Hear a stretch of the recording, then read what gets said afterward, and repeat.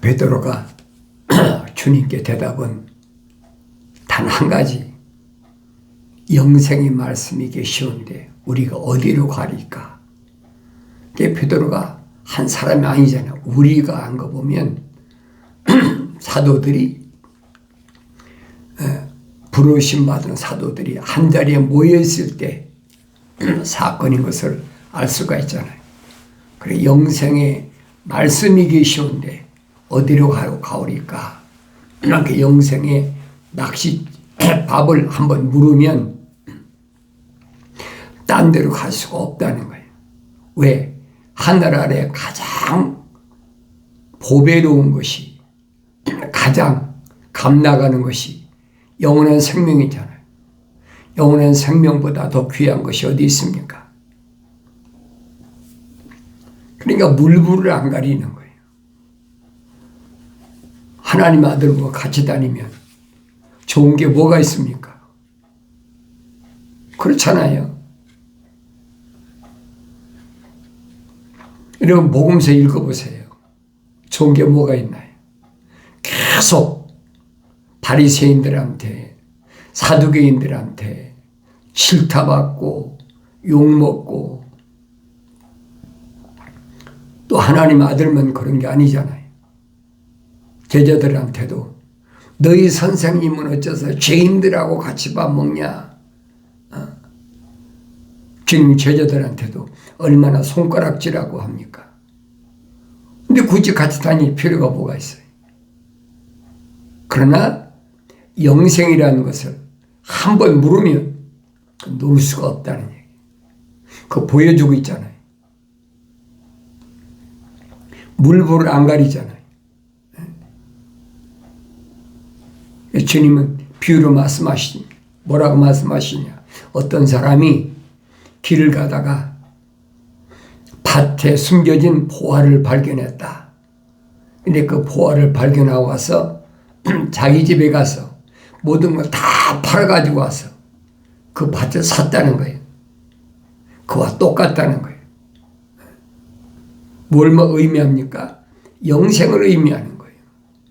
영생을 한번 찾으면 그걸 놓을 사람이 어디 있습니까?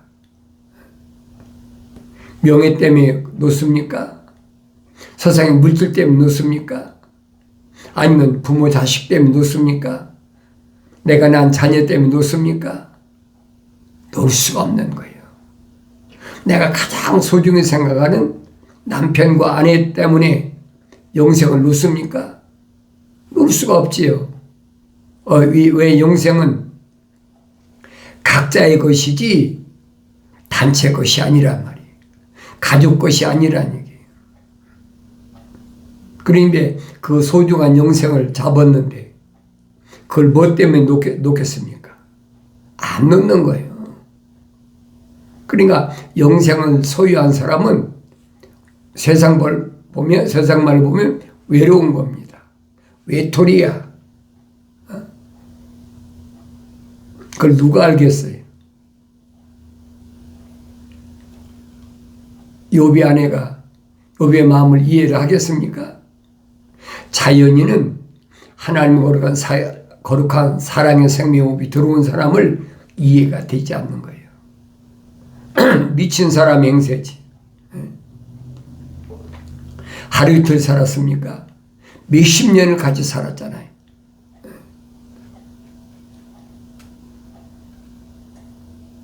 그런데도 극한 상황이 되니까 이해가 안 되는 거예요. 왜 그래요? 한편은 하나님께 영광을 돌린다. 그 극한 상황인데. 한쪽 편에서 보면 미친 사람이에요, 완전히. 몇십 년 살면서 내가 몰랐던 거지 이게 제정신이 아니란 말이에요. 그렇게밖에 이해가 안 되는 거예요. 그러니까 우리가 하나님 말씀을 올바로 잘 깨달아야 됩니다. 그걸 깨닫는 것은 내가 깨달으란다고 깨달아집니까? 깨달아질 수 없는 거예요.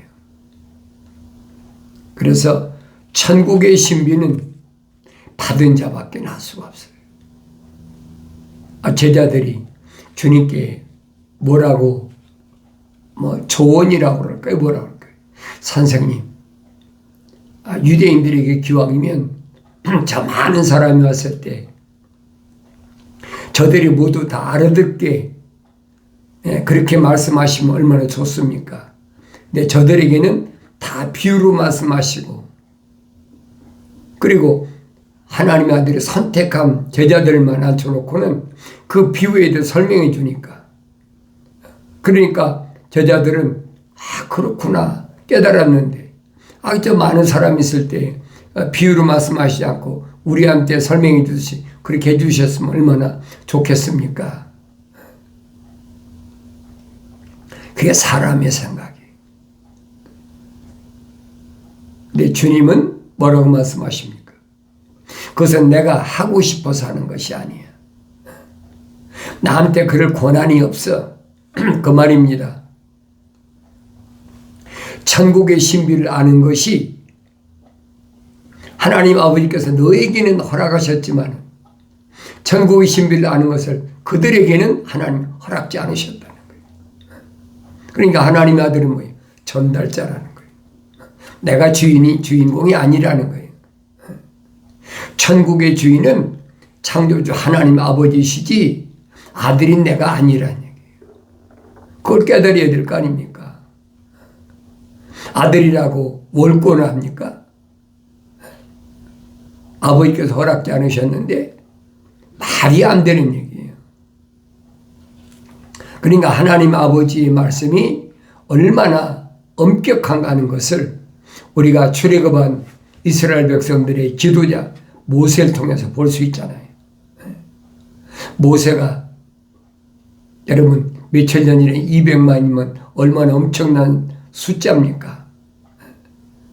20세 이상 남자만 싸울 수 있는 사람만 60만이. 지금도 60만 하면 대군 아닙니까? 며칠 전에 20세 이상 60만이면 얼마나 엄청난가 보세요. 그 60만 대군의 사령관이에요. 그런데 그들을 얼마나 모세가 아끼고 사랑했는지. 왜 그래요? 엄청난 시련을 통해서 모세가 지도자가 됐잖아요. 하루아침에 이스라엘 백성이 선출해서 모세가 지도자가 됐습니까? 그러니까 출애굽기를 잘 읽어보시라고요.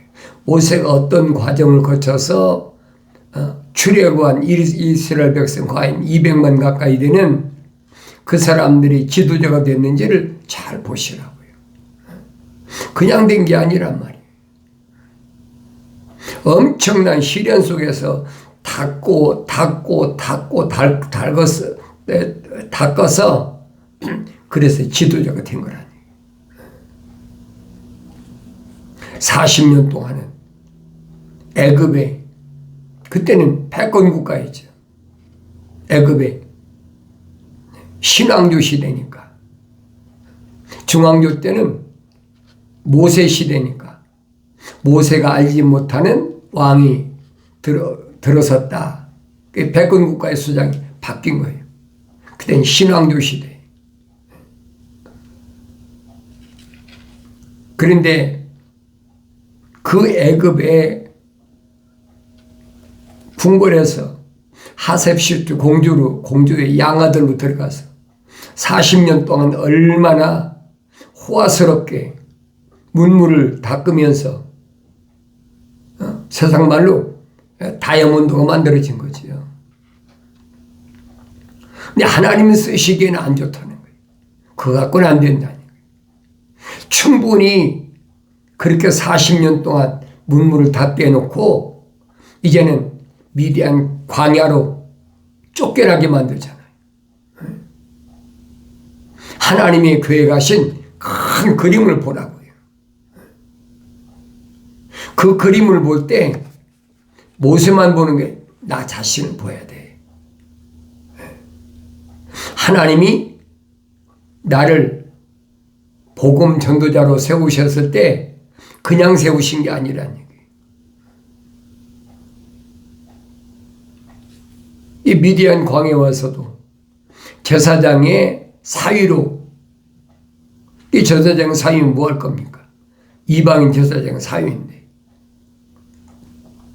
그러니까 40년 동안을 미디안 광야를 양떼를 치면서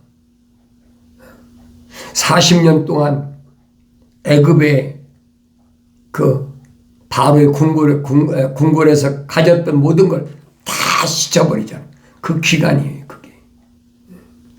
40년 만에 모세가 80세가 됐을 때 호렙산 가시덤불에 불을 다스리는 천사가 나타나잖아요. 모세야, 모세야.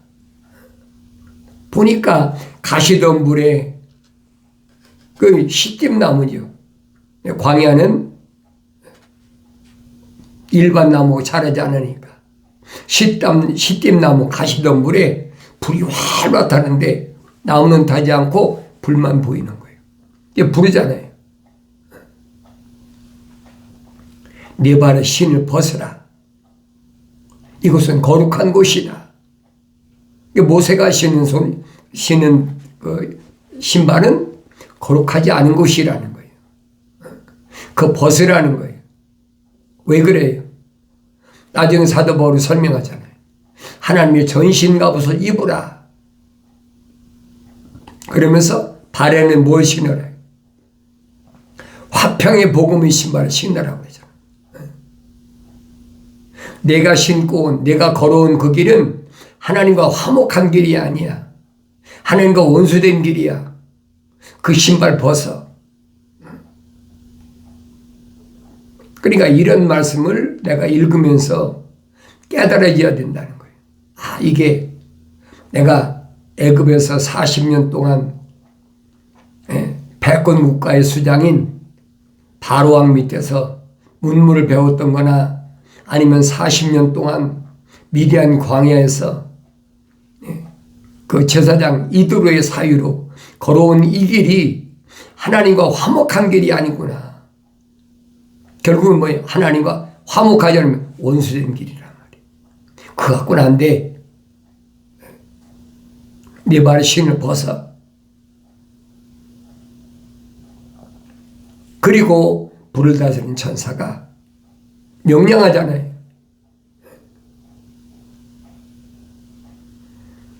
우리는 이런 말씀을 그냥 쓱 읽고 지나간 하나의 역사적인 사건이니까 읽고 지나가 버리면 나하고는 아무 상관이 없어요. 하나님이 쓰시는 사람은 어떤 사람인가? 모세가 보통 사람입니까? 보통 사람 아니니까 모세오경을 기록했대요. 일반 사람 같은 모세오경을 기록했겠습니까? 그래야 이런 말씀을 내가 하나님 말씀을 상고하면서 되새김질하고 읽고 되새김질하고 그렇게 어렵게 바로의 허락을 받아내는 데까지는 얼마나 엄청난 시련을 겪었어요. 이스라엘 백성들에게 원망 들으면 또 가서 기도하면 또 가서 기적을 행하고 뭐라고 불을 다스리는 천사가 얘기합니까? 10가지 재앙이 끝나기 전에 절대 안 내보낼 거야. 모세는 알고 있잖아요. 그 마지막 재앙이 6월절이라는 어마무시한 거기서 하나님의 백성과 이방인과의 관계를 딱 갈라놓잖아요. 쉽게 말하면 자연인과 하나님이 아브라함에게 약속하셨던 그 약속된 민족과의 차이를 가르쳐줘요. 뭘로 갈라놓습니까? 장자를 죽일 때 애굽에는 바로왕부터 짐승에까지 첫 것은 다 죽여라. 다 죽여버리잖아요. 그게 짐승과 똑같다는 거예요. 그게 자연인이라는 얘기예요. 사도 바울이 설명하잖아요. 자연인이다. 자연인은 하나님의 영의 일들을 받아들이지 않는다. 받아들일 수가 없다는 거죠. 창세기 1장의 말씀을 인용해서 사도 바울이 설명하잖아요. 창세기 1장이야. 하나님께서 우리 형상과 모습들대로 사람을 창조하자. 근데 하나님의 형상대로 사람을 창조하실 때, 조성하실 때 어떤 방법을 하셨느냐.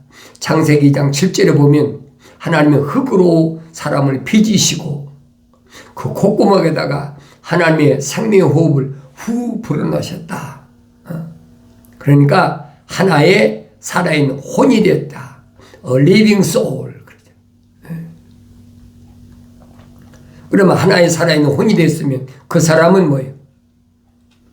모습들을 닮아야 될까? 거의 완성되니까.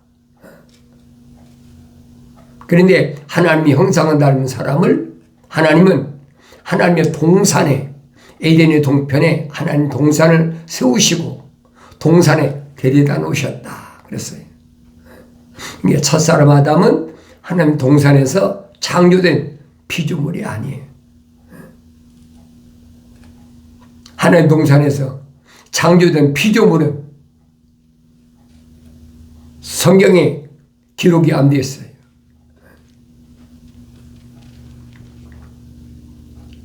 그러니까 이걸 내가 깨달아야지. 하나님 동산에 데려다 놓으셨다. 왜 데려다 놓으셨을까? 목적이 있을 거 아니에요. 창조주 하나님이 하나님 동산에다가 왜 첫사람 아담을 완성되지도 않은 첫사람 아담을 하나님 동산에 데려다 놓으셨을까?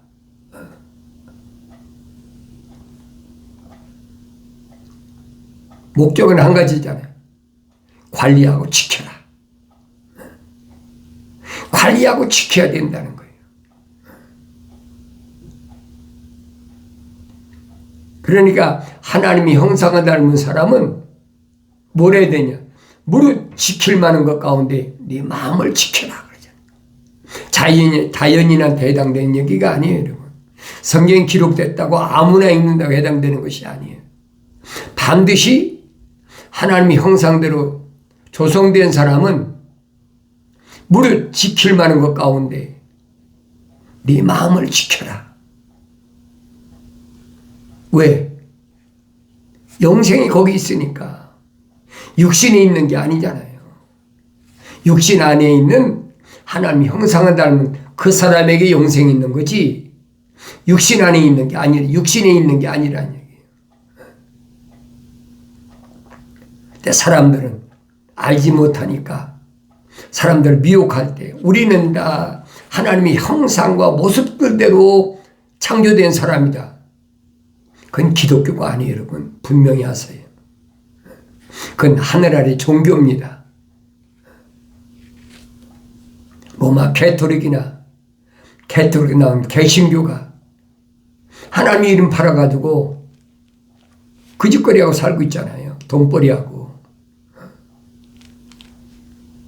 성경을 자세히 읽어보라고요. 너희는 주의 책을 찾아서 자세히 읽어보라. 그랬잖아요. 찾아서 읽으란 말이지. 구석구석을 자세히 읽어보란 말이에요. 한번 쓱 읽고 지나가는 그런 식으로 하지 말고. 그건 하늘나라 종교가 그런 짓거리 하잖아요. 여러분 티베트 불교나 그 불교 가보세요. 팔만대장경을 둥그런 그 저기다가 무슨 막대기다 이렇게 실타래 같이 만들어가지고 거기다 저기를 지나가면서 막 돌려가면 지나가면서 그거 다 읽었다는 거지. 그러니까 그거 흉내내느라고 속독법으로 읽어라. 속독법으로. 기독교는 참 반대거든요. 그러니까 속지 말란 말이에요. 하나님 분명히 명하시잖아요. 찾아서 읽어라. 자세히 읽어라. 그래야만이 네가 알 수 있다는 거예요. 이것 때문에 하나도 부족한 것이나 빠진 것이 없고 다 자기 짝이 있다. 하나님 입이 명하셨고 하나님 영이 모으셨다라고 확실하게 설명해 주고 있죠. 하나님 명령하셨는데도 그 듣질 않아. 유대인들인데도 선민이라면서 하나님의 아들이 오셔 뭐라고 말씀하십니까? 너희들이 성경에 영생이 있다고 생각하는데 그 성경을 상고하라. 그래 보면 성경은 나에 대해 기록한 것이다. 상고하라는 말은 에라우나우라는 말인데 그 말은 구석구석을 빠짐없이 되새김질하면서 계속 읽으라는 얘기예요. 마치 안 보이는 것을 현미경을 들이대고 찾듯이 그렇게 찾으란 말이에요. 이게 하루아침이 되는 게 아니죠. 근데 어리석은 사람들은 거짓말로 성경이 그렇게 66권으로 되어 있으니까 언제 그거 다 읽느냐. 성경은 66권이 아니에요. 여러분 한 권이죠. 하나님도 한 분이시고 하나님의 아들도 한 분이고 하나님의 영도 한 분이고 하나님 말씀도 하나라고 사도 바울이 얼마나 설명합니까? 이 기독교는 한 분 하나님, 유일하신 하나님, 한 분 하나님의 아들, 한 분 하나님의 영, 그게 하나님 말씀이기 때문에 나눠질 수가 없는 거예요. 그걸 보고 내가 깨달으라는 얘기예요. 아, 내가 속아 살아왔구나. 유대인의 히브리인의 정통판입니까? 사도 바울이 뭐라고 합니까?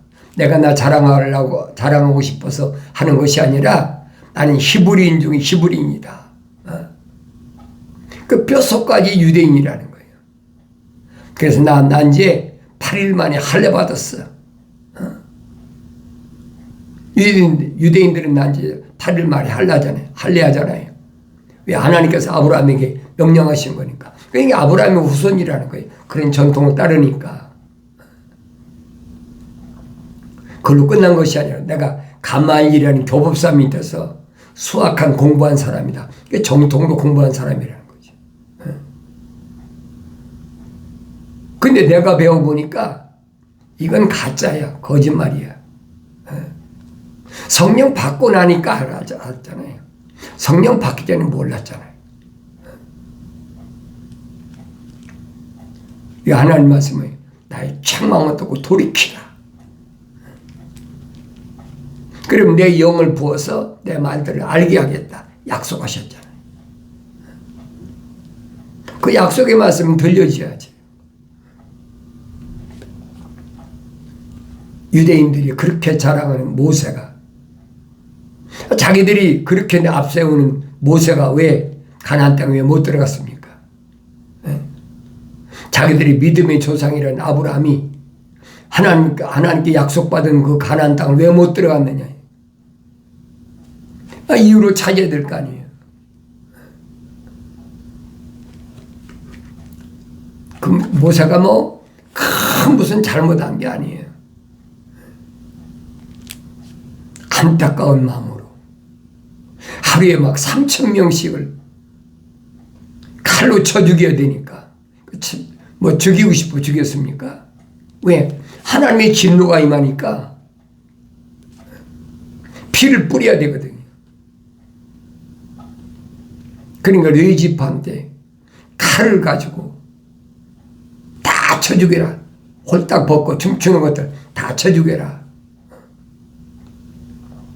여러분 말이 그렇지 3,000명을 무참하게 홀딱 벗은 사람을 쳐 죽여보세요. 그 피비린내가 어떤가요? 그 목격을 누구보다도 모세가 직접 목격했잖아요. 안타까운 마음으로 성경에서 간구했다. 간절히 구했다는 거예요. 어떻게 구했습니까? 이들을 여기 광야에서 이렇게 죽이실 바에는 차라리 내 이름을 하나님 책에서 지워버리십시오. 얼마나 간절한 마음입니까? 사도 바울도 똑같잖아요. 자기 형제, 자기 동족들이 멸망받을 바에는 차라리 나와 그리스도의 관계가 끊어지는 것이 낫겠다라고 생각했었다는 거예요. 모세와 똑같은 마음이잖아요. 이들을 여기서 이렇게 죽이실 바에는 차라리 내 이름 하나님 생명체 지워버리십시오. 하나님 응답은 뭡니까? 누구라도 내 말에 거역하면 그 말이 뭐예요? 모세 너라도 이 말이에요. 피조물은 누구라도 내 말에 거역하면 내 책에서 지워버리겠다. 이게 모세가 나중에 120세가 됐을 때 느보산에 올라가서 불의 천사가 보여주잖아요. 봐라. 아브라함이 약속하신 가나안 땅 봐라. 다 보여줬어. 그 땅이 어디입니까? 유프라데스보다 다 보여준 거예요. 내 후손들이 아브라함 후손들이 아브라함에게 약속하셨던 그 땅이다. 모세가 눈이 흐리지도 않고 기력이 약해지도 않았다고 그랬잖아요, 성경에. 근데 너는 하나님 말씀에 거역했기 때문에 여기서 죽어야 돼. 그게 느부산에 죽은 거예요. 뭐 잘못했어요? 목마르다고 아우성 칠 때 반석에다 명하라 하나님 명령하시 천사를 통해 명했는데 홧김에 손에 있던 지팡이로 반석을 두 번에 내리쳤잖아요. 그러니까 천사가 뭐랍니까? 이로 인하여 너는 가나안 땅에 못 들어가. 하나님의 명령이 얼마나 엄중한 것을 보여주고 있잖아요.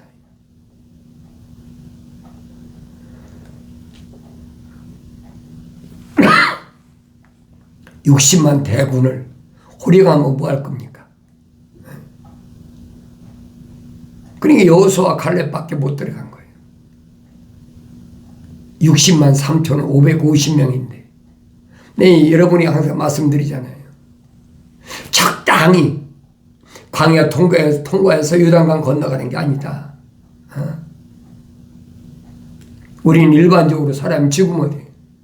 요단강 건너가 만날이 며칠 후 막 음악으로 사람들의 마음을 얼마나 감성을 자극하면서 마치 요단강 건너가서 지금 천국 가는 것처럼.